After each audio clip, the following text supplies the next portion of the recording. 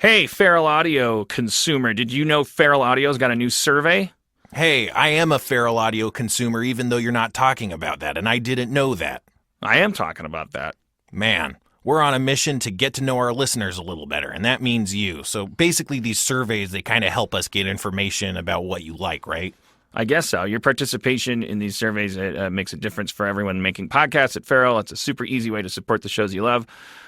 So we appreciate you helping out. I mean, I'll say I don't. But that's just me. I don't like the idea of. I don't mind the idea of a survey. Right. Please feel free to let someone at Feral know that you wish I lost weight. You can seriously in advance go fuck yourself. I don't think these are the survey questions. Okay.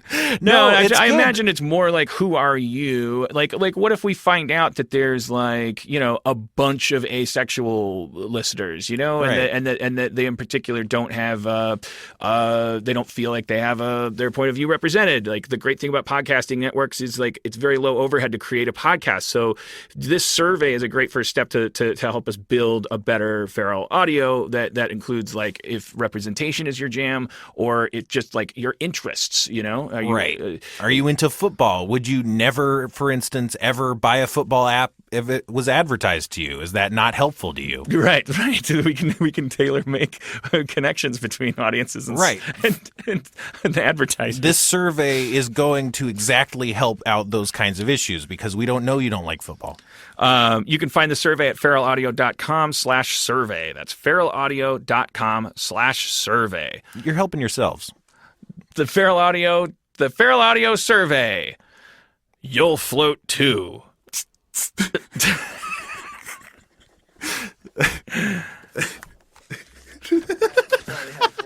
Today's episode is brought to you by Last Rampage, the new true crime film starring Robert Patrick, Heather Graham, and Bruce Davison. And we had the pleasure of speaking to someone involved with the movie. Hi, my name is Heather Graham, and I'm playing Dorothy Tyson in the movie The Last Rampage. The Last Rampage is a true story about Gary Tyson and how his sons broke him out of prison, and it's a very dark story, and Gary Tyson is not a good guy. I play his wife, and I'm super loyal and devoted to him, even though he's pretty much the worst person in the world. One thing I think is interesting about the movie is a lot of these movies, they tell a story about this rebellious guy who was this cool gunslinger and, he did these wrong things, but he did it for the right reason. And I think this story sort of turns that story on its head because at first you think he's a cool guy, but then you're like, no, this guy is just a selfish, self-centered, narcissistic jerk. I like stories about real people. I think sometimes real life is stranger than fiction. Some of the stuff that happens, you just go, I can't believe this is real, but it's real. And then if you do more research, it's even stranger than the stuff they put in the script. It's just sometimes real life is stranger than fiction. Don't miss Last Rampage, the true story of the prison break of Gary Tyson. In theaters and available on iTunes and all on-demand platforms today. For more information, visit truecrimelive.com or follow the movie on Twitter at Last Rampage Film or on Facebook.com/Last Rampage Film. Hear ye, Harmonians. This is Dan Harmon talking to you from the studio, as opposed to live on stage, simply because we lost the first 3 minutes of our recording due to a little technical crash. It happens. You only missed the very beginning of the live recording, but so I'm just introducing it to make it make sense. While I've got your ear, I will caution you. This is an unexpectedly intimate episode of Harmontown, and I they're not usually family fare, but I will say, if you had any respect for me or my friend Rob Schraub, and it was based in any way on our manners or our concern for our own posteriors, and lack of experimentation with them, maybe don't listen to this episode. maybe just watch Community and the shows and comic books and things that we make, and think of us as decent people. But if you do listen on, you're gonna hear a story from me about my butt hole. and a story from Rob about his. We didn't plan for that to be the theme of the evening, but it really turned out to be the case. That's about it. Oh, I also just want to plug Harmon and Schraub's Found Crap, which is going to be part of the Everything is Terrible Festival on August 26th, I think at 5:30 p.m. Come see. Rob Schraub puts together all these amazing found footage things. If you're in Los Angeles or near Los Angeles, it's definitely worth coming out for. Both he and I will be there, and love to see you there. So we now join Harmontown in progress. Just to give you the context, Jeff started the show with some sexy music. We were talking about sexy music. It reminded me of the fact that I had given my girlfriend a little fashion show recently to Sade music. I'm sorry, one more time. So we now join Harmontown in progress. Just to give you the context, what you miss at the beginning is that Jeff started the show with some sexy music, which reminded me of the fact that I had given my girlfriend a little fashion show a couple days earlier because she had bought me some new clothes. So here we go. And she said, "What music makes you feel sexy?" And I immediately, inexplicably blurted out, "Sade." So it was just like we're just playing a Sade album, and I was like trying on a bunch of checkered nerd shirts. Was it Smooth Operator? Yeah, well, there was Smooth Operator was in there. Sweetest Taboo, of course. I remember it brought to mind a memory that I thought was so odd. When I was in junior high, in Milwaukee in the 80s, they had this thing. They were called desegregation traps. They had come up with this thing where we had so many inner city schools that were so predominantly African American. By the way, I hate that phrase. Isn't that a little demeaning? African American. They're not That makes it sound like they're foreigners. So, like, no one is more American than a black person. Who has more right to not be hyphenated like that? That's terrible. Anyways, but it's up to them. If I actually thought I always thought but it's you know. What? We're gonna do race again. We settled this in like 3 Harmontowns ago. I didn't even get a chance to talk about it last time. You dicks got all uppity about he wanted to hear about Mars rovers, and Schraub was heckling, and we might bring Schraub up later. I want him to tell his butthole doctor story, but I'm way off track already. This is going to be a low key Harmontown. I'm very, very hungover. What was I just talking about? Okay, race, desegregation. It doesn't really. This story has nothing to do with race, really. I bet it does. In 8th grade, 7th and 8th grade, I went to Steuben Middle School. Steuben. There were these.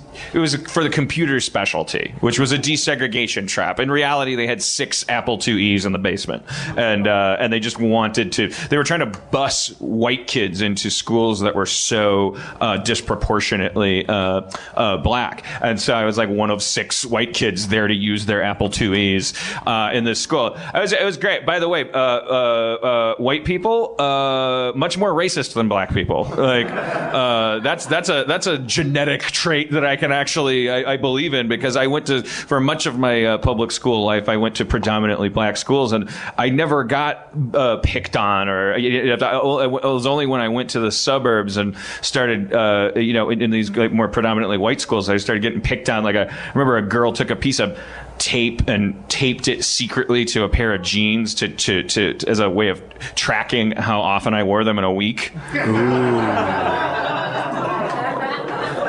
Like I was some kind of animal. I was like, black people don't do this. That's a stereotype I am comfortable saying. Black people are nicer than this. I'm not a big fan of racial constructs, but I believe black people are nicer and less racist than white people. There, okay. I did get a little. So I was going. The story's not about race, everybody. Would you guys take it easy?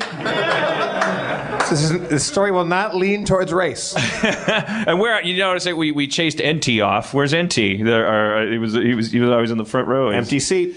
Empty's empty seat. Dumb. Edit it out. Just stupid. Leave it. Leave it.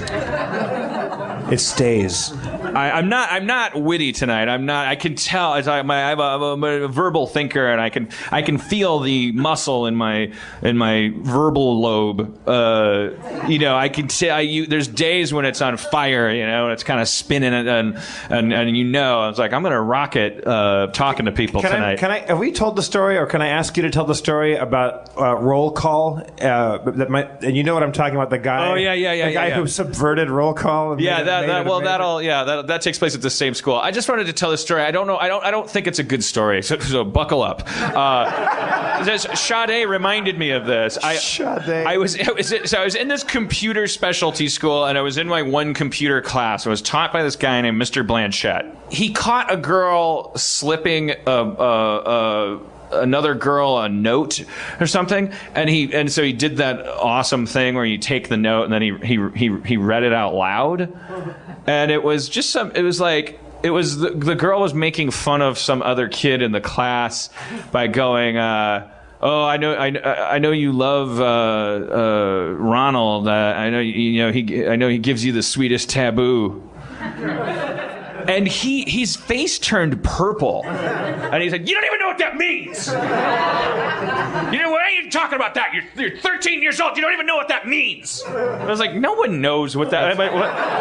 You're not a real Sade fan. Yeah, exactly. The hardest core Sade. I've been to 4 of her concerts. I just really, I'm pretty sure it means fucking, probably. And no one knows what that means more than a bunch of 13-year-olds. We're coming in our pants, like by reading math books. Like at that age, the school smelled like Gen Con. It was so, it was there was so much testosterone and estrogen just bursting out of us. Our faces were festooned with hormonal acne, and all of us were running into dark corners to touch ourselves every chance we got.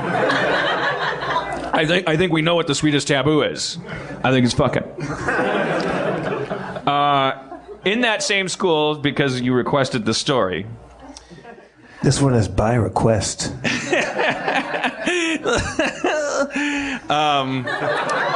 We were taking roll call in this. We're going to play sexy music over this. We were taking roll call in this math class. The teacher said, it was the beginning of the school year, and the teacher said, "I'll call your name. You say here if you're here. Also, if you have a name that you prefer to be called, you can let me know then." And what she meant is what happened to be like, she'd say, LaShonda Johnson, and then LaShonda would say, "Here, Shonda's fine." I was okay, Shonda. And Dion Nash, here, you can call me D. D, okay, great. And then she calls this one guy's name, Trevor Smith, and this kid goes, "You may call me Royal Champagne." This 12-year-old kid. And she went, "No."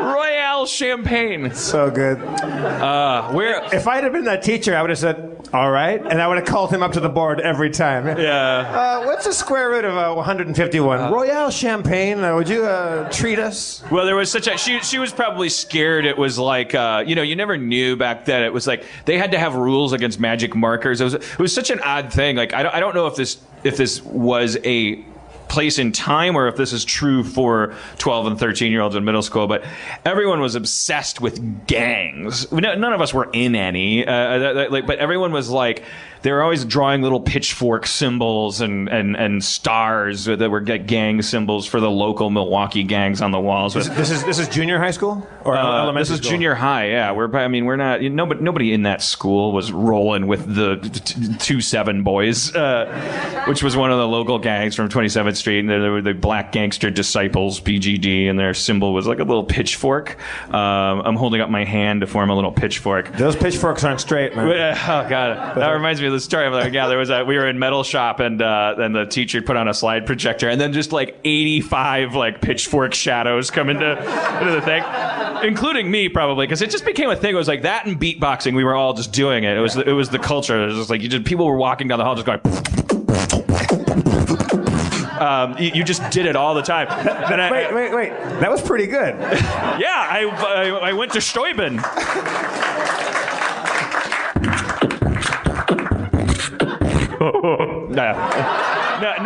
No one actually did that. That was a... Don't extend yourself, man. Yeah. Well, no, that's the hacky thing.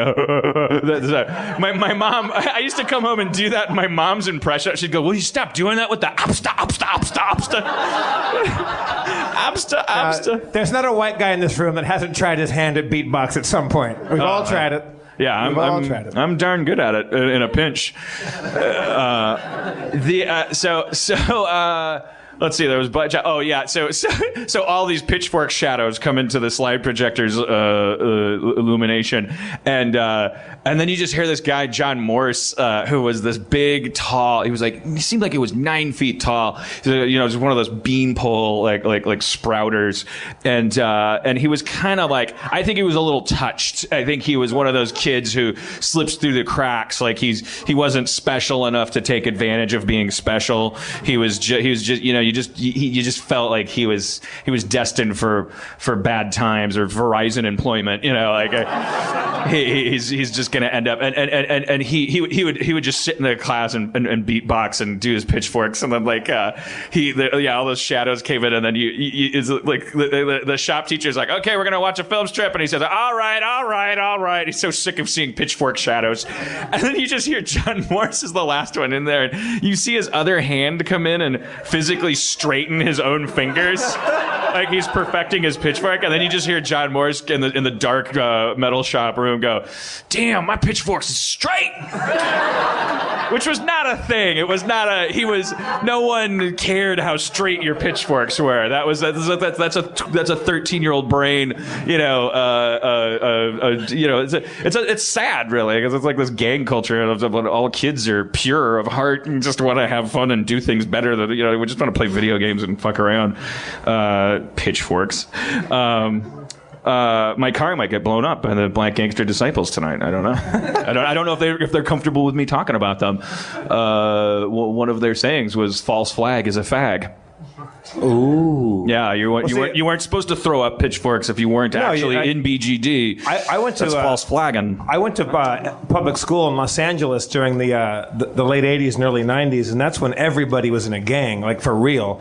And you went to a party. You could go to a party in like a lower class neighborhood or a working class, middle class, upper class neighborhood, and gangs would come, like Compton Crips, like Bloods would come, like a big, bad, gun-toting, bad motherfuckers would show up.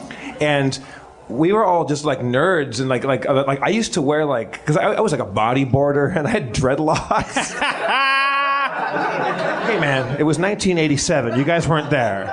I had like natural dreadlocks. I also had a tan. Picture that. I mean, even us in Milwaukee were into the Ocean Pacific culture. You really lived on Ocean Pacific. But I would wear like a little bandana, but I was smart enough. Like you couldn't wear 8 colors. There were 8 colors that if you wore, someone would come up to you and grab it. And I was like at an arcade bowling alley kind of thing, and I walked outside and I had like a green bandana on, kind of tied in the back. I don't know what I was doing. And I got jumped by 12 guys, and they just came up and just kicked me in the chest, knocked me down. I'm all alone. I was, I'm 6'4" now, but I was 5'4" as a freshman in high school. I grew 10.5 inches. So I was very little and very skinny. And these 6 Latino guys jump me, and the main alpha dude walks up, and he grabs my bandana off, and he goes, yo, bro, you want your rag back? You got to claim it back from Cactus Bunch. What in the fuck? What in the strawberry shortcake unicorn mythology? Cactus? What? Cactus pickles? What were they called? Hey, man. It was the first I'd heard of them. What did you say? Cactus Bunch. Bunch?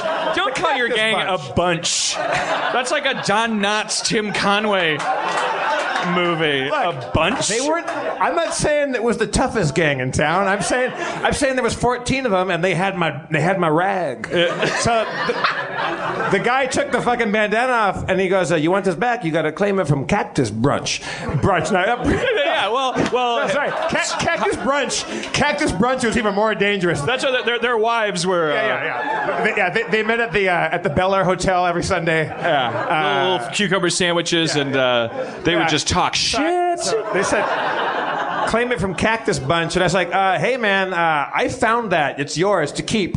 It gets too cold in Milwaukee for people to be that violent. Like we all have to hibernate. We have to save our energy. And, oh, by the way, my apologies to the Black Gangster Disciples, the 2-7 boys, Cactus Bunch, and the Cactus Bunch, especially the Cactus Bunch, because we really took them. I want the Cactus Bunch members that are listening to the podcast to know my issue is not with your manhood. It's simply with your nomenclature. It's your ability to name your gang properly that I question. I don't question your ability to murder me. Cactus Bunch. It's so adorable. We're the Hug a Bunch. There's a really old school gang in Los Angeles called Las Cantaranas, which is the Singing Frogs. But they're a really old, veterano gang. All right. Well, my hats off to them. Rags at half-mast. Pitchforks straight. Let's get off this topic. I feel like it's a bummer. I'm going to get in trouble. Hi, I'm Jeff B. Davis from Harmontown, sitting here with Spencer Crittenden. Hey guys, we're here to talk to you about Rhetoric Coffee. Are you guys coffee drinkers? Are you junkies? Do you get up in the morning and you're just no good until you have that cup of coffee? Or do you just like to sweat a lot and get the shits? Yeah, no, that second one is definitely me. I like to sweat a lot and get the shits. Does that apply to this ad at all? Strangely, yes. We're talking about Rhetoric Coffee. Rhetoric Coffee doesn't just give you unwanted diarrhea. It's the best subscription service coffee you'll ever taste in your life. Rhetoric commissions original art directly from comic book artists and then hand screen prints them on each bag. Each one you receive has a special life and is a unique organic work of art. We got this bag right here. They gave us bags of coffee. I'm looking. This is me crinkling a bag of Rhetoric Coffee. Look, I'm opening it right now. Oh my God! It smells like heaven. It smells like being like a angsty teen. Spencer is actually eating full coffee beans right now. Those are good. Dear God, Those are great. Oh, somebody call the police. Not only are they fun to chew on, you could probably make coffee out of them, and you get to feel good about drinking that coffee because it's what I call ethical coffee. Rhetoric goes above and beyond fair trade, not just for their coffee, but in how they pay the artists that put the art on the bag with the coffee in it that Spencer is now currently chewing. Oh, yeah. Everyone wins. You're a fucking monster.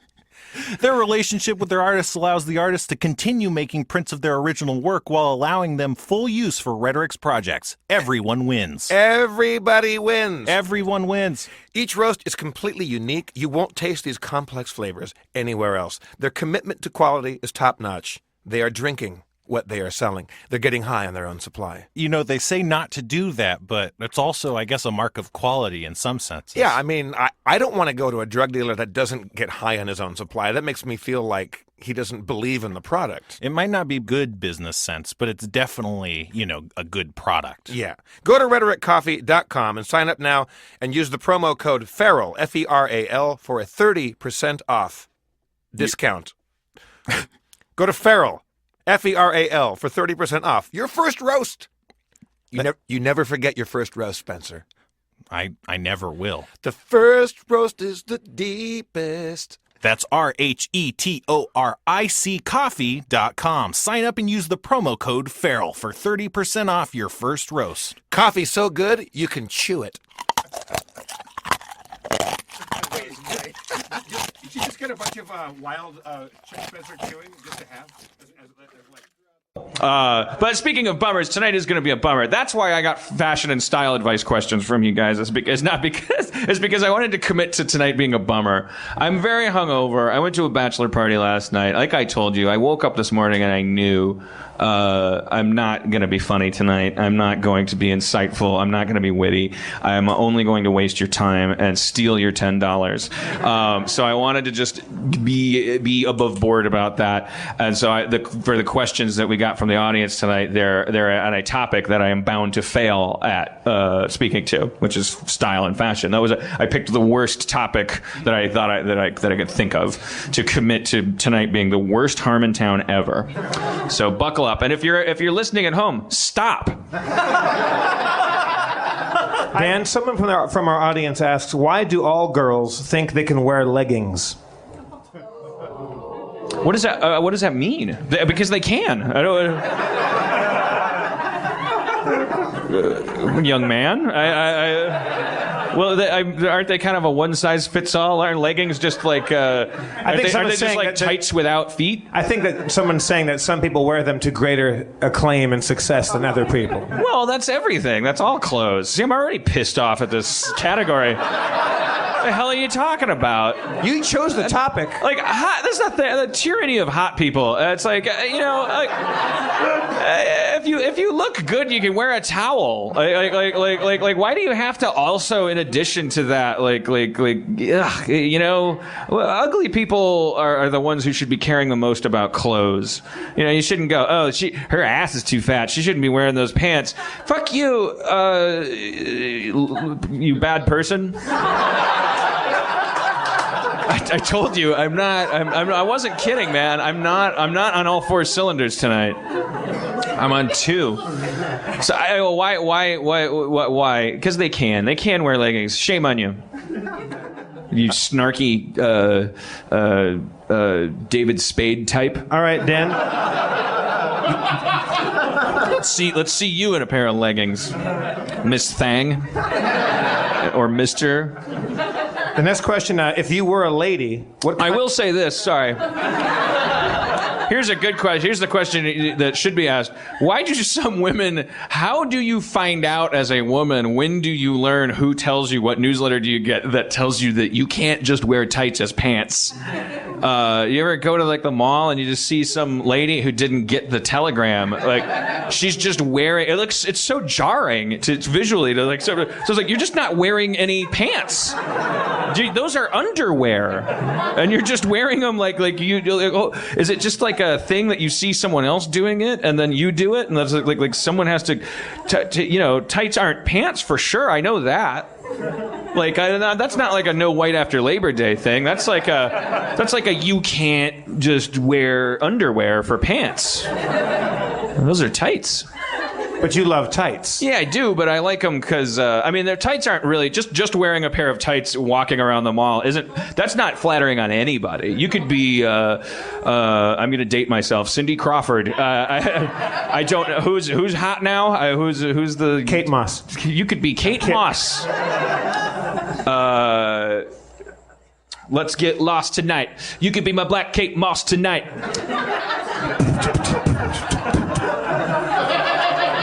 Dan, if you were a lady, somebody asks. And I am. What kind of dress would you wear? Oh, that's a good question. If I were a lady, I think I would dress a lot like the beautiful redheaded poet girl from Head of the Class. I think I would have a kind of like Laura Ingalls Wilder, kind of bohemian Edie Brickell kind of. I think I'd wear a lot of very long skirts with. Now you're dating yourself. With tights and like a cardigan sweater. So you're like a horny Iceman, or your boner is frozen in like 1987. Oh man. It really is. I for pornography, while other people are going to the YouPorn and the Pornhub.coms, I will often, believe me, I will go there too. But I will often go to YouTube and just type in like aerobics. And it's enough for me. Cynthia Caroluck was a Canadian fitness lady. And she was just 80s. She was in Cactus Bunch, wasn't she? She would always, she would pronounce a boot wrong and tell you how to exercise. But she'd wear like these like leotards and cross trainers and white socks and tights, pantyhose, whatever. What is your obsession with because I like stockings, but like for some reason tights less so. I can't qualify why that is, but you love tights and like leggings. And I just I like women. I like that they're soft and fun to touch. I want them to be. I like the. It's weird. Fetishes are weird because there's a logic to them to a certain degree, but then there's just some weird. I think something happened to me when I was 6 years old or something. A lot of people who have like feet fetishes or like nylon fetishes, they'll have memories of like playing under the table with their Matchbox cars and their aunt was crossing and uncrossing their legs. Like they'll have a visceral memory of some sexual awakening for them. And I think what it is that I think your brain just pops like popcorn. I think there's a certain point as a primate that you're just walking down the street and you're gonna turn into a sexual entity and unfortunately whatever you're looking at or whatever's around you, you're gonna okay. He's a chocolate file. Wait, he's a Hershey-phile. I don't remember what year it would have been, but I'm pretty sure I drove one of my either my old crappy Volkswagen or my shitty Honda, and I drove you to Sunset and La Brea was it a Wendy's or an El Pollo Loco? This is a little embarrassing. Yeah, okay, go ahead. Yes, you drove me to buy. This is before the internet was really a thing. You drove me to buy. I had arranged. It was like going to a drug deal. I had arranged to buy VHS tapes from a guy who was in town who on the internet. The internet existed, but it wasn't like a place where you could watch video yet. That didn't happen until Rob Schraub and I invented it with Channel 101. And do you want to explain what VHS tapes are? They're these giant cassettes. Shut up. You drove me to a clandestine meeting with a guy who made videos of women just basically wearing like tights and pantyhose and hanging out. And you wouldn't even, it doesn't even count as pornography. Like there's a certain breed of video I watch where it's like it'll just be a woman at a desk just going like, "Hello, sir. Do you want me to hold your calls?" And then she just kind of crosses her legs and. It's called James Bond. And then they start disrobing, and I go, next But tape. a guy, like, you got out of my car, and we're at the Wendy's or El Pollo Loco or whatever it was, Sunset in La Brea, and I'm waiting in the car, like, shit, something's about to go bad, man. I got a bad feeling about this. And a guy came out with a ratty old cardboard box full of VHS tapes. Well, because I'm not going to buy one, so I bought all of them. It wouldn't make sense to buy one. It's like, okay, how many do you have? And at the time, I was just kind of rolling in like Heat Vision and Jack money. Like I didn't know what to do. I was living in a 1-bedroom apartment in Hollywood. My rent was $550 a month, and I had like $300,000, just sitting in a pile. And I was like, what do I do? Was that the Wilcox apartment? Yeah, Wilcox. That apartment was amazing because it was a little like a 8-unit like apartment building. Like just a regular old like Hollywood apartment building, and you walked in, and Dan had bought the world's biggest desk. The desk was most of the room, right? Yeah, it really was almost as big as my living room. And Dan, at that point in his life, had decided he was going to be like Einstein and wear the same outfit every day. So yeah. Seth Brundle. So yeah, he'd gone to Sears and bought like a dozen of the same blue shirt. I got these baby blue short sleeve button shirts and like 6 black ties. So if you went to visit Dan, it looked like you went to go visit the manager of the local Albertsons. Except I dressed like Gus from Breaking Bad. but there was porn, Mountain Dew, and pizza boxes everywhere. Yeah, it was a lot of porn and a little mannequin parts and things. So I never got to see that. Hidden away in his bedroom, there was the only part of Dan's life that had any shame that he wouldn't allow everybody to see. Like I went toward the bedroom. Like, you kind of demurred one time when I went toward the bedroom, and like no, that's the menagerie. Well, that's what Rob called it, the menagerie. What was the menagerie? Well, I was trying to figure out who I was and what I was into. I I knew it had something to do with legs and nylon and cadavers. Well, you certainly would have a strong case for profiling me as a serial killer back then. I've since moved on, and I date human women now, and everything's fine. But I was like, well, my thing was, I was a serial monogamist. I kept getting in these relationships. I kept wasting women's time, and then it always ended in heartbreak. And I was like, I sure like jerking off, and if I can just figure out how to do it perfectly. If I can just be the Chuck Yeager of masturbation, if I can figure out what it is that really flips my switches, and then just be happy, that was the whole point behind getting the shirts and there was a reading Campbell's Hero of the Thousand Faces for the first time, and I was becoming obsessive. I was drawing circles everywhere and like trying to figure out this like simplify the story model. I was self-actualized. I admire that mannequin fucking Gus Fring serial killer. What comprised the menagerie? It was just okay. At one point, I bought a mannequin to see what that would be like. A full body mannequin. Yeah, because I thought. Where do you go to buy a mannequin? You online. It was like I ordered it from like a mannequin warehouse. Did you pretend to be like a fashion designer or something? I don't know. I fell back on the idea that what I was doing was so weird that no one would ever suspect. No one would ever go, "Hey, are you gonna fuck this?" Hey, well, who would think that? I'm weird. I bet that amounts to like 50% of their mannequin sales. I read stuff about. There's a whole branch of the fetish that's like, and there was a story in the paper. There's no such thing as paper anymore, but there was a story online I remember reading about a guy who got arrested because for the third time or something he smashed a display window of a certain store. He was in love with a mannequin. There was one specific one that he kept abducting.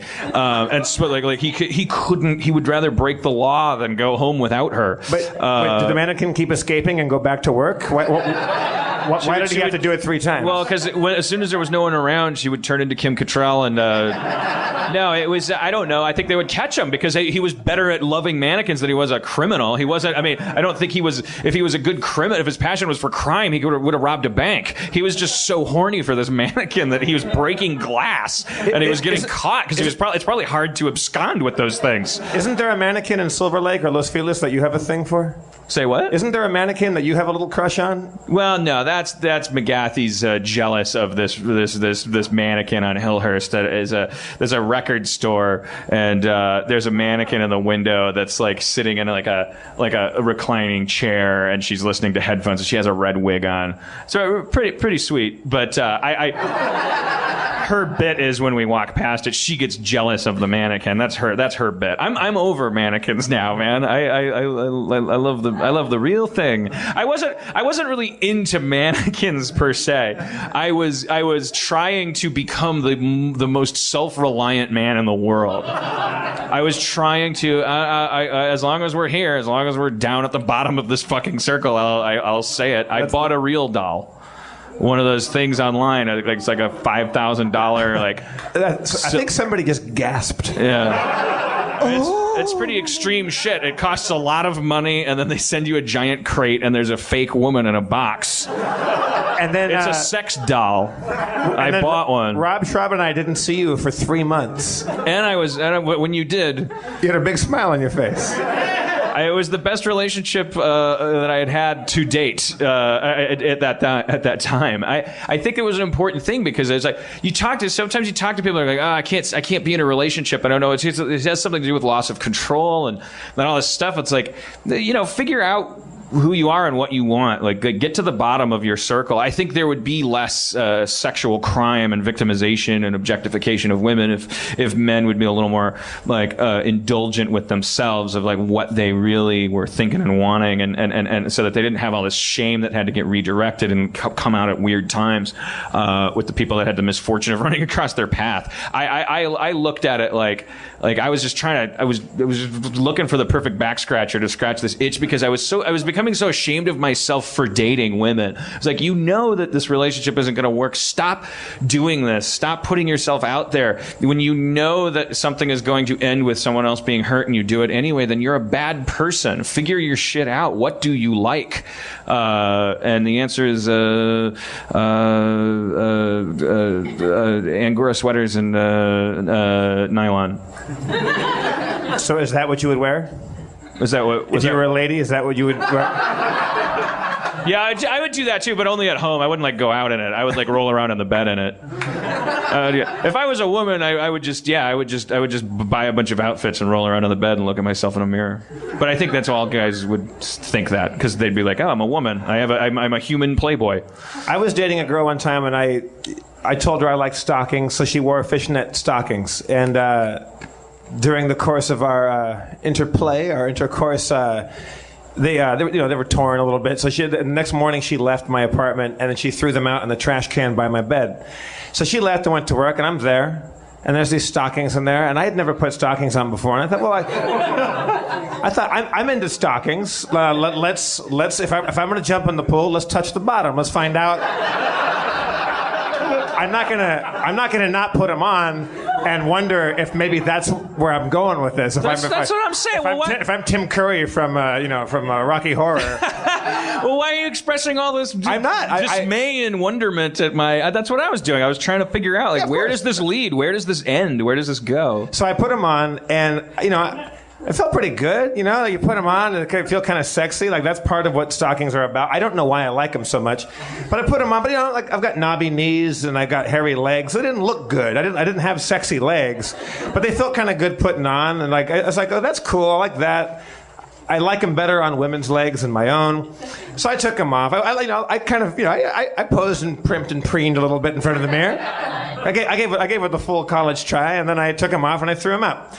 And I told my girlfriend, I said, I pulled your stockings out of the garbage and I tried them on. She's like, God damn it, I knew it! I knew it! I was going to take them with me. I knew you'd put them on. I was like, all right. Yeah. I didn't like it. You know what I did once that I've never told anybody except for brother. I never told anybody this except for the community writers room, because I encouraged to kind of like write what you know, explore yourselves, like confess things, and let's write episodes about these things. Okay, well, the story. You could cut the tension with a knife in here right now. Well, yeah, because there's absolutely no. Isn't that a refreshing thing, though? To not know for sure that what I'm about to say isn't going to make your eyes fall out of your head. You really don't know what I'm about to say, because yeah. So I have established that I might say anything. I used to fuck a plastic lady, but here's something I never told anybody. Yeah. The story ends with a Sharpie pen up my ass. It begins innocently enough. Take us through the hero's journey of this. Well, can you make this Campbellian for us? It begins in Milwaukee with Schraub. Schraub's the longest friend that I currently have.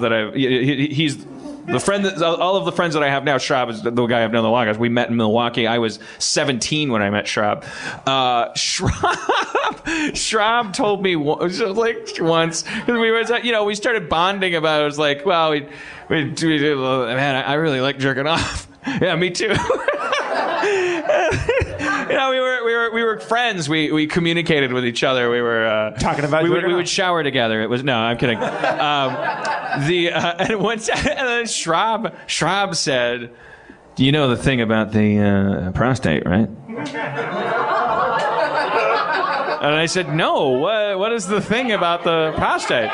Should we get Rob up here to do his part? Well, we'll get him up in a second, maybe to tell his butthole story. But I guess this night just went to a weird black hole. Like it was about darkness. You said it. Yeah, I guess, but it's kind of joyful. I don't mind it so much. It's it's a little relieving. I hope no one from CBS or Fox is here.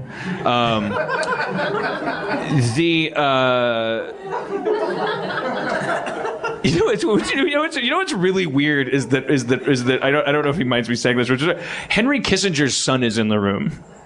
What? Yeah. All right. Okay. Rob goes, when you're jerking off. Well, yeah, you can't just pass by that. All right, go on. You're about to tell a Sharpie up the butt story to Henry Kissinger's son. Schwab tells you, yeah, when you're coming, you rub the, what we would call the taint, what we would come to call the taint, when we achieved that kind of word power. Rob's like, you rub that part when you're coming, it feels better. Come harder. Why do you keep looking at me? Who am I supposed to look at? The audience.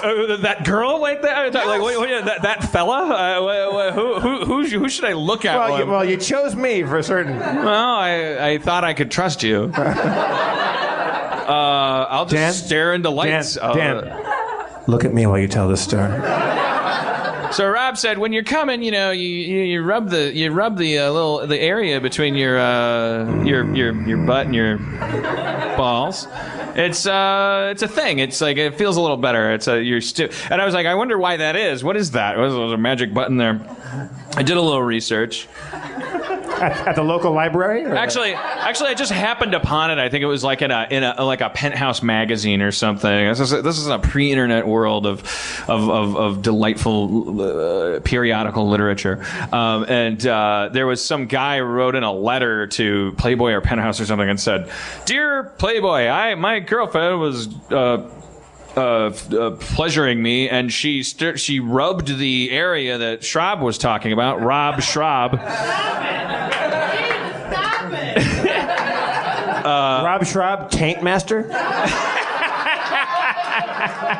That is a great direct-to-video movie. Have you seen Taint Master 2? I didn't like it, but I heard Taint Master 3 is going to pretend Taint Master 2 didn't happen. Yeah. Which is cool, because I didn't like learning that Taint Master was an alien. Yeah, I thought that he was a master of taints that was earthbound and could speak to them and see through their eyes. I've got that poster. It's amazing. I just think it was interesting that Mark Singer, who was in Beastmaster, he had have you watched Beastmaster?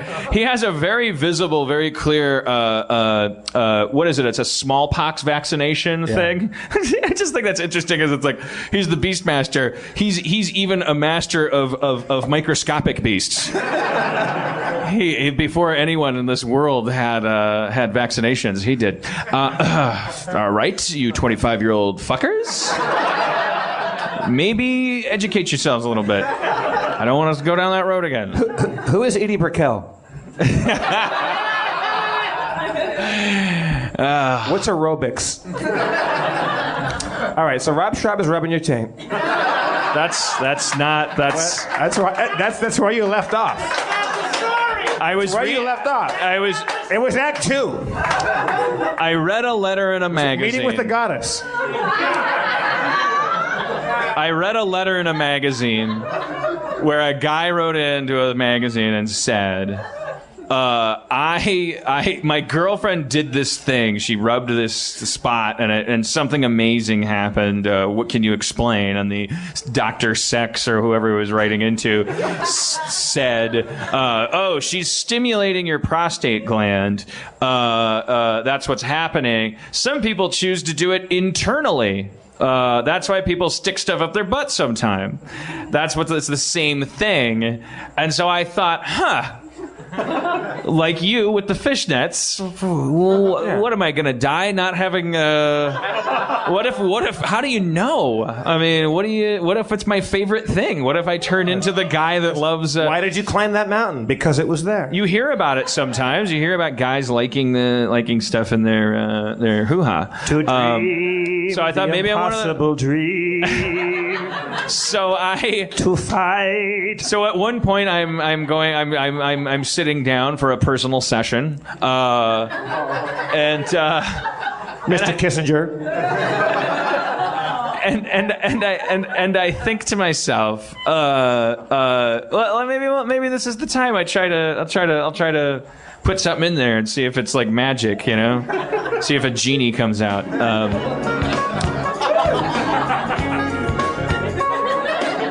Go on. So I looked around my house because I thought, well, I'm not going to put my finger in there. Yeah. Because it's a butt. That's gross. I don't want poopies on my finger. This is for the ladies. So I'm like, well, it's foreign object time. So I look around and I'm like, I landed on a Sharpie pen. Yeah. Not the cap end, but because there's the regular just smooth white end. That's what I'm talking about. I was like, well, this is a good starter, you know. Like start slow. Baby. Maybe I'll end up putting a thermos up there, but that's the spirit. Let's find out. And so the end of the story is I have a Sharpie pen stuck up my ass, and I came, and it wasn't that big a deal. It might have been a little better. I can't remember, but what I do remember very clearly is there's a thing with guys. This is something that's very amazing to me. When guys have an orgasm, it is instantaneous. Like whatever was in your bloodstream, whatever was in your brain that was making you sexually, excited. Like it is. Literally in an instant, like the moment of your orgasm, it's like the thought of sex is like mowing the lawn. Everything goes away completely. You go from being like Dr. Detroit to being Dan Aykroyd. Wow. Fuck you guys. Just rent some shit. Dr. Detroit. Now I'm turned on again. You go from being Mr. Hyde back to having a PhD again as soon as you orgasm. So I came and I had a pen up my ass. That is the sweetest taboo. Thank you, sir. Yes.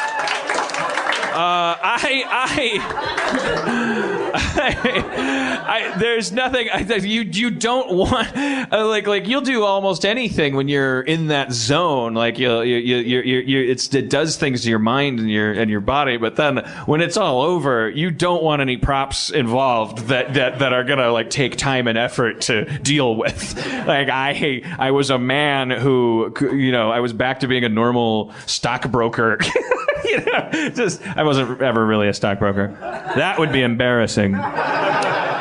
I had a pen up my ass and I had to pull it out.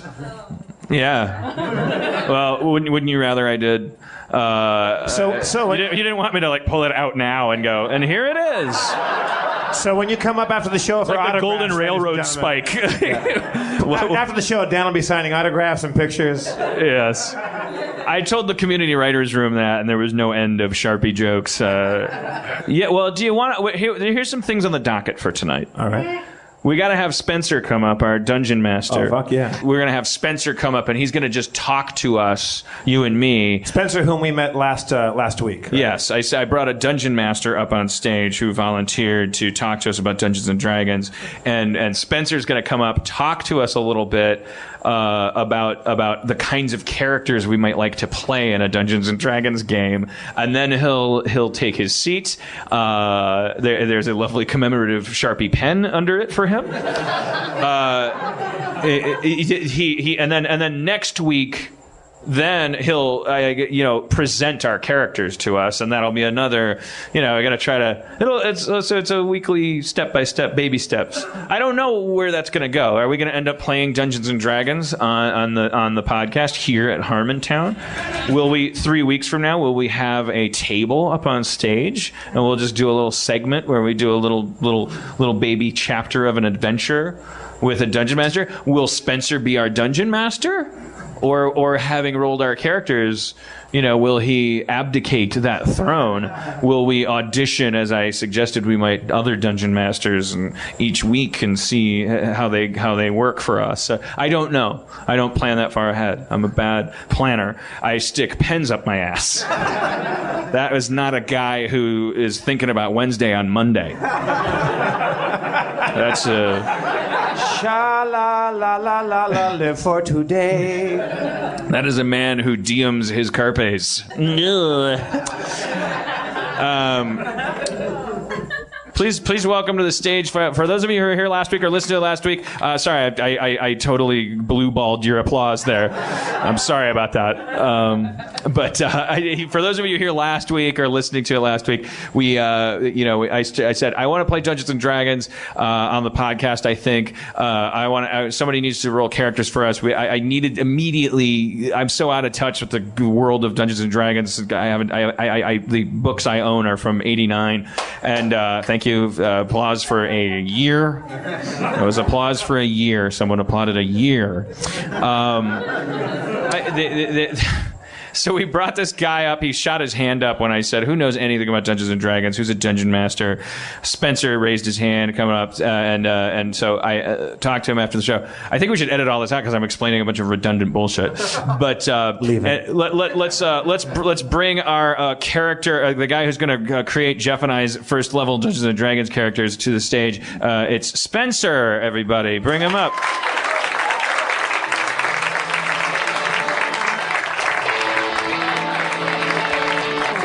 How's it going? Here he is. Now, at risk, Jeff, you're like, for those listening, do we want to describe Spencer? He really does scream Dungeon Master. I would say, 6'5", 4? How tall is he? 6'4". 6'4". 6'4". Bearded, hair, pretty long, Metallica length hair, lower scapula length hair. He's bespectacled and kind of like intellectual small glasses. He's got a t-shirt, some plaid shorts. He's very casually dressed. I would have pictured a top hat and a cloak, but but it's a podcast. There's different kinds of dungeon master. We'll edit that part out. He has a leather top hat and goggles on the goggles aren't on his face; they're on the hat. And he's wearing a jacket that goes down to the floor, and there's 18 buckles on it. He has pockets on each arm, each of which are clearly carrying a weapon, and he has a dice satchel. That's not true. No, I want people to really know. He's a very casual dungeon master. He looks like it's casual Friday at the Norse pillager village. On the Viking ship. Yes, it's Biz Cash Fry during the Norman invasion. It's laundry day on Eric the Red's boat. Right. It's a big bushy beard. 6'4". Employee of the month, 1524. Okay, all right. So Spencer, our goal right now for this conversation, all we want to do is we want to talk about the kinds of characters Jeff and I would like to play. Now, there's not a lot of two-person campaigns, is there, in Dungeons and Dragons? That's not really a common thing. I don't think it's too common, but it does end up happening. Yeah. Sometimes you don't have any friends. Yes, exactly. If there's one contingency we of the role-playing ilk have to prepare ourselves for, it's less people showing up than we thought. Can I just say, 2 pens and a real doll ago, I was like, they're gonna think I'm a loser. Yeah, you're welcome. You're welcome. You're like Cary Grant up here. I am not I am a nerd's nerd. Have you ever tried on stockings and put a pen in your butt, Spencer? Can't say that I have, but I'm interested. Yeah, well, what a square. All right, so it happens. I think that because I know that in creating parties of Dungeons and Dragons characters, what you want is a kind of balance, it's possible for Jeff and I to both be magic users or both be fighters, but we'd probably want We probably want to balance ourselves a little. Yeah, you want some some heavy meat to take some damage and some.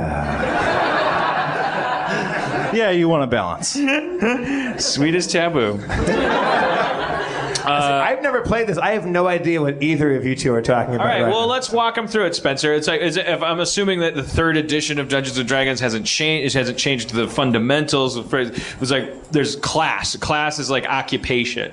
There's fighter. Well, you list. All right, yeah. So mostly it's just like classes. There's the barbarian, which is a barbarian. There's a bard, which tells magical stories and can cast spells and cause people to double over in painful laughter. There's clerics. They channel their power of their gods. Let's see. Druids. They're kind of like hippies, but with magic. You got fighters, they have big swords and whatnot. You got, let's see here. All right, you got monks, which are kind of like martial artists, like Jackie Chan kind of people. You got your you got your paladins, which, they smite evil in the name of their gods and are usually jerks. There's rangers. Jeff's hand shot up when he heard that description. You got the Rangers, which is like Legolas from Lord of the Rings. He's got a bow. He uses 2 swords, that sort of thing. And they're kind of nature experts. Yeah, they can hunt. They can have beast pets, sort of thing. Like Beastmaster. Yeah. Like Taint Master? Almost. And wait, is that are those thieves and assassins? Yeah, there's thieves, which are rogues. They can be like assassins or just thieves, stealing stuff or sneaking on high ledges. I'm going to go for... what's a barbarian do? Barbarians fly into dangerous rages in which they shrug off even the fiercest of damage. I'll take that. I'm a barbarian. All right. Sounds good. So then I definitely I feel like Can I wear a suit? Can I be a barbarian in a suit? Yeah. No, it could be like ripped, cut off like slacks. Sweet. Barbarian in a suit. Cut off slacks. That's a librarian. So I should offset that then with like a spell casting kind of occupation. Yeah, like a bard or a druid or a wizard. I think I'm just gonna go straight up the middle because you got a barbarian, and then I should be a cleric or magic user. Yeah, a cleric or a druid. Maybe. I'm gonna say magic user so that we have some offensive capability between the two of us. Thank you. Get a little bit of applause there from Rob Schraub. So then there's class. That's the first choice you make. So we've done that. Then there's race. Yeah, my favorite. The most exciting thing in the world to me. You're a Filipino bard. You want to run down the races? Yeah, you got humans. Those are us. Oh, he's good. The right man for the job. You got your elves. Most people know what elves are. They live in trees. They like bows and They're arrows. tall, but some people think elves are little shrimpy people. They make cookies. Like this isn't a Keebler elf, is there? Well, actually, yeah, Lord of the Rings. Now everybody knows that it's Orlando Bloom. Okay. You got half elves, which are half human, half elf, loved by all. They're accepted. Okay. That's just true. That's the game. Don't hate the role player.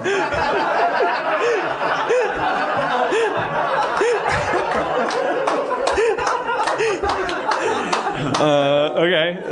You got halflings, which are really, really short people, kind of like toddlers if they looked old. I think I'll be a human. I'll be a human magic user. Pussy. All right. This dwarf barbarian is going to beat your ass. Am I a gnome or a dwarf? You're probably a gnome. You could be a dwarf, but that's less hilarious. Gnome it is. And the rest of it, unless we have any specific requests that we want to talk about, like concepts that we want to, because part of your job now as a dungeon master, from what I understand, is he's going to go roll our characters. This is a comedy, so some of it involves actual die rolling, like generating our attributes, which are strength, intelligence, wisdom, charisma. I'm assuming. Stop me if I'm wrong. Those are all right. Okay, well, but so I mean, we could turn you loose now, and you could roll as first level characters. We're going to be very weak, and we're going to have a kind of, and then you'll present them to us next week. You go, here's your character. So maybe we should come up with our names, Jeff. Yeah, I'm going to guess you're going to be Mitch Nightblade. No, because I'm going to be a magic user. All right. Yeah. Well, I'll come up with my name. Right now? No. I don't know. What do you think, Spencer? Do we come up with them now, or do you come back with these characters that are nameless? You should come up with a name now. You know what? How about this? Let's let the audience tonight name our characters. Okay. All right. I want. Let's see. You right here, sir. Hold your hand in the air, and then you, Miss, right there. I want you to put your hand in the air, right there. Yeah. I want you to give me my first name, and I want you to make it. Gnomey, like something that think of whatever a gnome's name would be, and you something barbaric, okay? And on the count of 3, I want you to say what you're thinking right now. So you, sir, give me the gnomey first name. You, ma'am, are the barbaric last name. Ready? 1, 2, 3. Cork. Cork. I am Cork. Okay. All right. That fucking backfired. Yeah, I think I'll just call you Quark, probably. We'll be on a first name basis for most of it. I come from a long line of. Magic user. Sharpie. Sharpie butts a lot. Sharpie butts a lot. Okay. All right. No wrong answers. Sharpie butts a lot, the magic user. We're definitely starting off on the right foot. Okay. All right. Well, let's have a hand for Spencer. He's going to go do some hard work for us. Spencer! And thank you, Spencer. Hey guys, sorry to interrupt Dan's drunken ramblings. I'm Jeff Davis from Harmontown, here to talk about Warby Parker glasses. Do you need glasses? Do you wear glasses? Is your eyesight all fucked from playing Bubble Witch or whatever the stupid game you play? My eyes are just dying from these stupid games. You stare at it and then you try to look up and you can't see shit. I'm 43 and my eyes are dying because of Bubble Witch. God damn it. Warby Parker has glasses that are really cool. They're kind of vintagey, retro-y kind of stuff, and they look great, and they're cheap as shit. They're less expensive than glasses generally are, which is dumb because people need them. Or maybe you don't need glasses and you just want to look professorial and kind of groovy. Warby Parker makes it very easy to order glasses. They have a free home try-on program where you order 5 pairs of glasses, you try them on for 5 days. There's no obligation to buy them. It ships for free, and you can ship them back for free. You go to warbyparker.com/Harmon to order your free home try-ons today. The glasses start at $95, which is cheap. That includes prescription lenses, anti-glare and anti-scratch coatings, and every pair you buy, another pair is distributed to someone in need. I'm hoping that it's refugees. I mean, because Syrians, holy shit, they need glasses. I did it. I ordered them. They come so easy. Boom. There's a box. There's a bunch of glasses in there. You pick the ones you like. You look in the mirror and you go, these suck, these rule. You pick the ones that you like. Also, if you don't have any personal awareness or any sense of identity, after you get your glasses from warbyparker.com/Harmon, you can also go to the Warby Parker app from the iTunes App Store, which allows you to quickly take photos wearing all the frames, stitch it into a video, and share it with friends and family to help you pick a winner because you don't know what you like. You need other people's opinions because you're a spineless ooze. warbyparker.com/Harmon. They're glasses. They're cheap. They're awesome. Fuck you. Back to Harmon.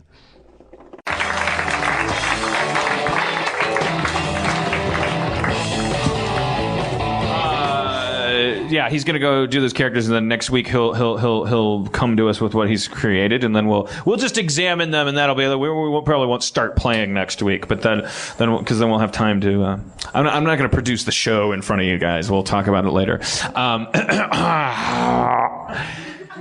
We should do rapid fire. Let's get these fashion questions out, and then let's send these people on their merry way. It's Friday night. They got. We're not going to hear Rob's butt story, or no? Well, I just don't think it's time. Rob washed his butt too much, and. All right, Schraub, come up. Can you do the Like, you want the short version? Yeah. What's the short version? Oh gosh, I don't remember.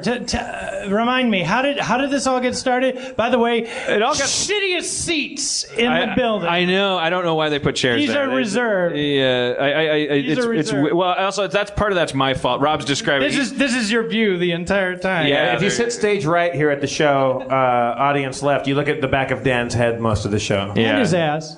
It's my fault. It's also my fault because I tend to talk to Jeff because I'm insecure. That's okay. And so then you're looking at my tight ass. Also, at Everything is Festival, Joel and Cinematic Titanic is going to be on Sunday. Oh, okay.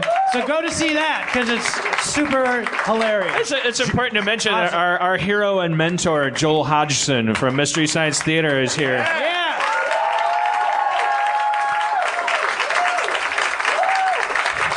Joel Hodgson, truly a god among nerds and even some regular people. Joel, when Schraub and I moved to LA, we were strangers in a strange land. We had no idea what we were doing. And this other guy from the Midwest who we worshipped when we were in Milwaukee because we loved his show. And, he was out here in LA too. And he was a big part of making us comfortable out here, explaining to us like how disgusting it could be out here and preparing us for that. And he's a good stand-up guy. He's a great guy. I miss him like the Dickens. Missing Dickens. Anyway. You made the whole taint thing sound like we were like some serious Chuck and Buck shit. Hey man, you know what you gotta do? You gotta rub that taint when you're jerking off. It's not like that at all. I would be Chuck, right? That's important to you? That's really petty. He's Rob. Thinner, right? All right. But what? I mean, there's several chapters, decades. Okay. Just stop me when you want to take over. Okay. Rob, at some point in his life, became obsessive about cleaning his anus. That was an uncharismatic. Is that a really a bad thing? But no, of course not. What's bad is how late in life I became obsessed. You decided that you weren't. Yeah, that you would. I don't think my mom potty trained me properly because I remember like. I don't know what it was. I don't know if my mom said it, but I got it in my head that all you had to do is wipe 3 times. On the ceiling if you want me. And on the pipe. if you wipe 3 times, I was never taught to look at the tissue. I was a kid. It was like wipe 3 times. On the ceiling if you want me. And then flush. And the toilet paper magically makes the poop go away. Which is not true if you've ever tried to get peanut butter so then you felt off the carpeting. At a time and you... Don't take 3 wipes. What goes on in Wisconsin, by the way? It's crazy over there. So, but that's the setup. Is that so?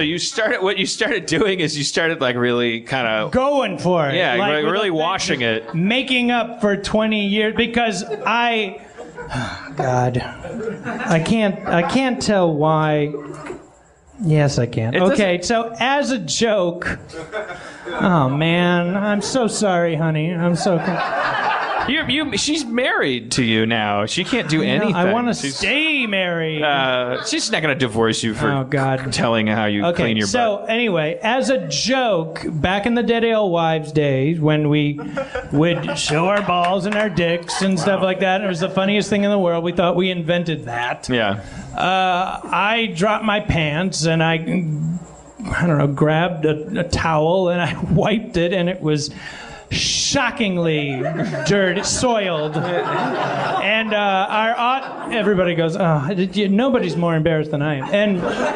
And then our good friend Sean McKenna looked at me. Who would pull his dick out and pee on your shoe as a joke and stuff. Look Yeah, at me. Sean had a bit he would do called the Star Wars trilogy, where he would do 3 things with his penis. Like he would make it a lightsaber with a pen light, and he would pretend it was Jabba the Hutt by making his ballsack talk, and then for Empire he would tuck it into its own foreskin and then pretend it was the big reptile creature trying to swallow the Millennium Falcon. Yeah. His pinky was the Millennium Falcon as it flew away, and he would let his package unpackage.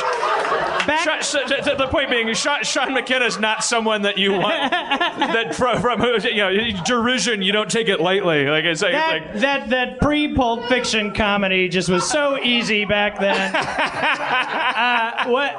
He had an impression of Jimmy Durante that could. It involved a pair of glasses and his dick. Yeah. His closer was Jimmy sneezing. Yeah, sometimes Jimmy had a cold. Let's move on. So anyway, the guy who would do that, Milwaukee. As a joke, I wipe my ass, and Sean goes, Jesus Christ! Do you ever wipe your ass? And it was like, it didn't make sense to me until that moment. So somebody hit rewind on the VCR in my head, and I rewound like from 24 to 4 going, oh my God, I am the most disgusting person in the world, and things started making sense. The dots were connected, and I was like, "Oh my God, is that why I don't have a girlfriend?" But after that, I went for it. I was like washing, it was scrubbing, and just like to OCD. And that escalated, like because you found out you could get special shower heads. When Kate, when we first moved in, Kate. Because she was the best girlfriend in the world and now is the most amazing wife in the world. Please applaud. Kate Freund, married to the Taint Master. Which is she buys me, as I think it was like a birthday present or a Christmas present, like a shower snake. You know where you attach it so you could do it? Just so I could really wash my ass. Because you wanted to, not because she wanted you to. No. She knew it would make you happy. I wanted to watch it. And because, I don't know, I got it in my head that the hotter the water, the cleaner it would be. That makes sense. And you know, it works for dishes. Right, yeah. That's what I did. Yeah, that's what I was thinking. So I remember there was a point where I was like, you guys I have are my fucking leg up. lunatics. I have a leg up. I know. You dressed sorry. like a I've woman. Invited people. What? You put on fishnets. I look good. I remember I'm in the shower, my leg hiked up, spraying, and the other hand is slowly turning up the heat. So I'm going and going like trying One to, pill makes you. yeah, just really trying, because I was trying to You're trying to clean boil away 20 years worth of disgusting, terrible hygiene. And I remember like one time I went really too far. And I think I got like an instant message, like an iChat. Well, that was like the night before New Year's, because we went to Vegas with Davis and like Akiva Schaffer was there and Drew Carey was there and I was like, well, it's. Were you there, Kate? Were we dating it? Okay, all right. I don't know why. Well, it's New Year's Eve. All right, time to. Better put on the top hat and tails here. Let's just really clean it out. And I remember Did we drive? We drove there, right? I don't know. Somewhere between the shower and the stroke of midnight, things just were not right with the taint master. I was, and it was like I scalded my entire, I just was like, for a month, I was just like, torn heavens. up. So you went to this doctor. That's the story that I. Okay. Wait, I didn't. So I go to the prologue? Yeah, that's the prologue. That's the crawl before we go to Tatooine. That's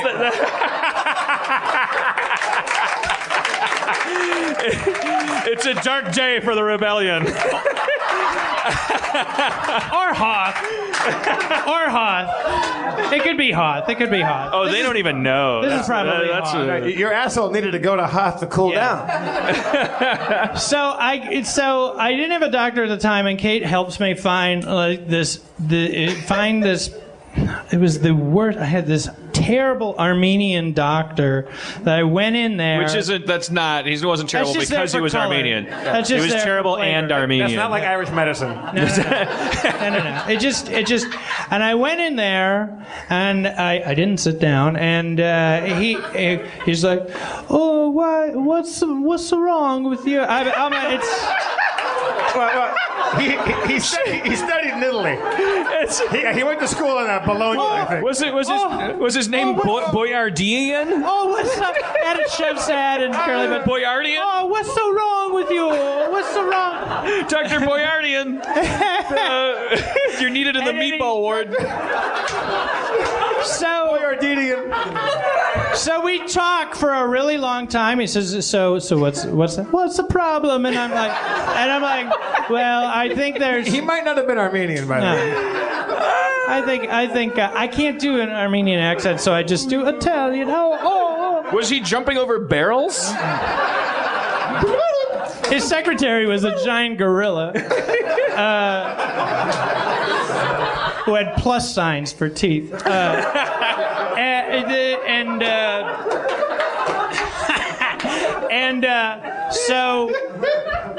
So we talk about it for a while. So, well, I think I got something going on down there, and I'm worried about it. I'm trying to find out if there's a way that we can do something about it without me showing my butt. Not gonna happen. So he's like, well, why don't you take off your clothes and get up on the table? So I'm like, oh, Jesus. That's a spicy butthole. Oh. Mamma mia! Marron! So I get on the table and I'm naked. I'm naked and I'm on all fours. And we have a conversation with my nuts. Like, he's like looking here, and my nuts are hanging there. And he goes, all right, let's see what the problem is. And he goes, oh my, what did you do? Mamma mia! And I try to act like, what's going on? What do you got going on down there? And he's like, oh, it's all colored, discolored and everything. And I'm like, what, like blue? What's going on? And he's like, okay, well, he prescribes like all this junk that I'm supposed to put on there. And all right, well, yeah. So go to Found Crap. Yes, go to Found Crap. Everything is terrible. The Tape Master, everybody. The Tape Go to Master. Cinematic Titanic with Joel Hudson this Sunday. That's Monster House writer Rob Schraub taking the stage. All right, we're gonna end the show with the speed round. Yeah, we got to. I feel bad because people write these questions and then they're like, there's a lot of good ones. Our audience is the best. You guys ask the best. You're really good at this. We have you write stuff down on pieces of paper, and you're always so cooperative and so sincere and like really cool about it. I want to reward you for that, not punish that. I'm sorry. It's we ran uncharacteristically long. But I do want to tend to them. All right, here we go. Ladies and gentlemen, the theme tonight was fashion and style. This is the speed round. Dan, I want you to keep your answers as terse and as succinct as possible. Should we get a number of words for the answers?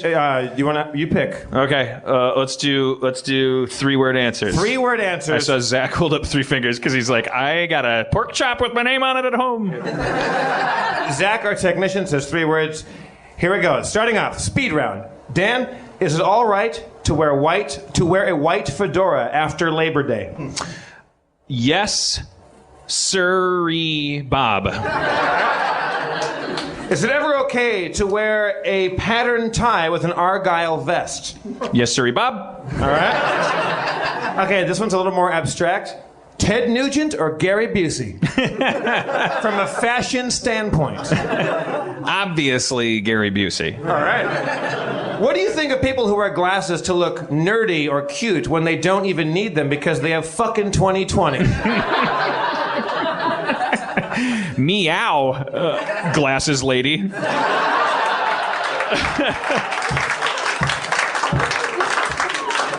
Have you ever considered beard braiding?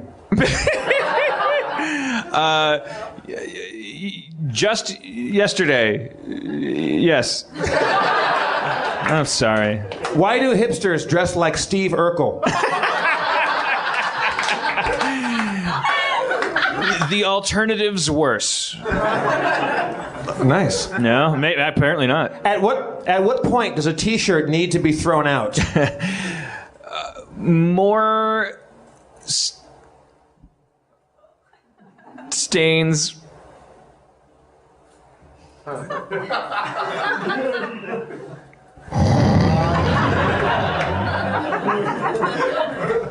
Happening. That one was brought to you by Nike. Tonto. Where do you buy your clothes? My girlfriend's purchase. What should one wear to a bar mitzvah? Probably a yarmulke. All right, now here's a tough one, Dan. Here's a tough one. What shoes go with a narrow-cut, tapered black suit? Adidas. Thank you, everybody. This has been Harmontown. You guys have been fantastic. Thank you so much. Hope we didn't take too much of your Friday night. Go have some fun. Thank you. You were a great crowd. Thank you for your questions. We love you dearly. Try not to judge me too much for what I've said tonight. Let's thank a few people. Katie Levine, audio recording. Zach McKeever, our tech. Emily Gordon, producing the live show. Danielle Kramer, program director. Dustin Marshall, podcast producer. Mo Fathelbab, on-site director. And Jenny Fine, our logo artist. I've been Jeff Davis, your comptroller. One more time for Dan Harmon, the mayor of Harmontown. I love you guys. Have a good time out there. Thank you so all much. for coming to Nerd Melts in Hollywood. And thank you all listening out there in podcast land. This has been Harmontown. Thank you. Until next time.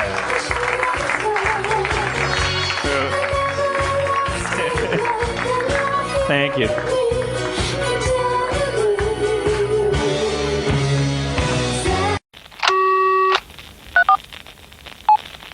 can't believe how cold it is. It's so cold in here. Don't you think I should take your phone and look at me now? I think it's so rude. You're so as a branch of the United States government.